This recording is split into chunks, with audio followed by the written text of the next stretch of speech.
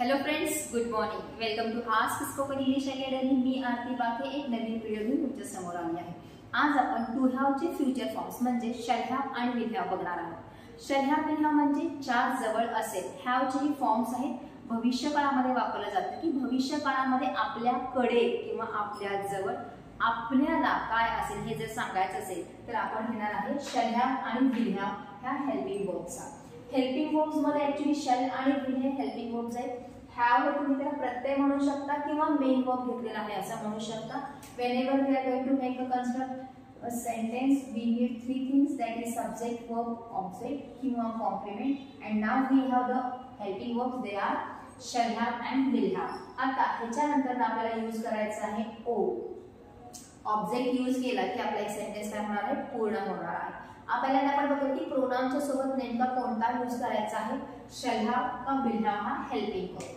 I आणि वीच्या समोर आपण शॅल हॅव आणि विल हॅव हे दोन्हीचाही वापर करू शकतो. ऑलरेडी आपण शॅल विल आणि शॅल बी विल बीच्या वेळेस बघितलेला आहे.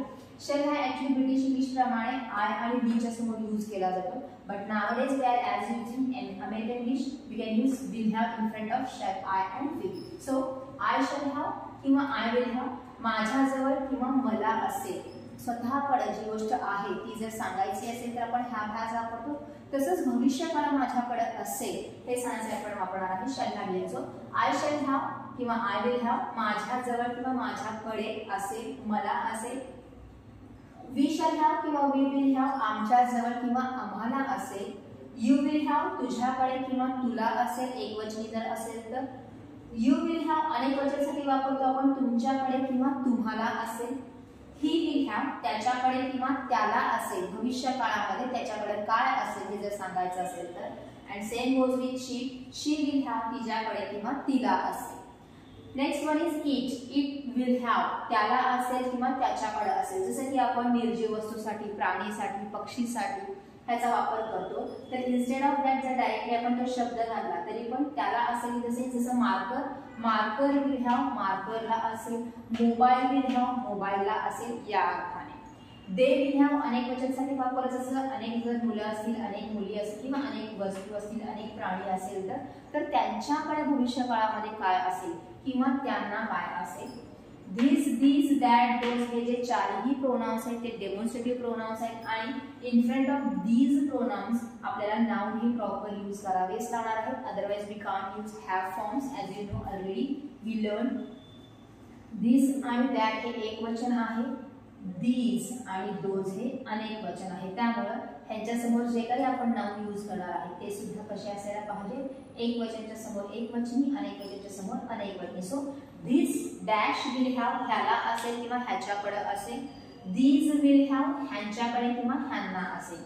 दॅट डॅश विल हॅव त्याला असेल, त्याच्याकडे असेल. आणि दोज डॅश विल हॅव त्यांच्याकडे किंवा त्यांना असेल. जसं this class will have, this boy will have, these girls will have, these notes will have, that building will have, that bike will have, those students will have, those ladies will have. म्हणजे noun एक वचन अनेक वचन हे तुम्ही जे वापरणार आहे त्यानुसार असणार आहे.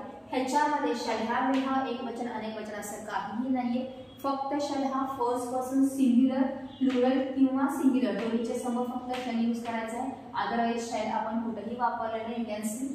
इट एक वचन आहे, दे अनेक वचन आहे, दिस एक वचन आहे, दीज अनेक वचन आहे, ही शी एक वचन आहे, यू अनेक वचन आहे. इवन दो आपण सगळ्यांसमोर विल हॅवच यूज केलेला आहे. म्हणजे शॅल हॅव विल हॅव एक वचन अनेक वचनसाठी वापरलं जात नाही. So this is for the pronoun. ह्याच्यानंतर फक्त तुम्हाला ओ ऍड केला की काय होणार आहे, सेंटेन्स कंप्लीट होणार. जसं आय शॅल हॅव पासपोर्ट माझ्याकडे पासपोर्ट असेल.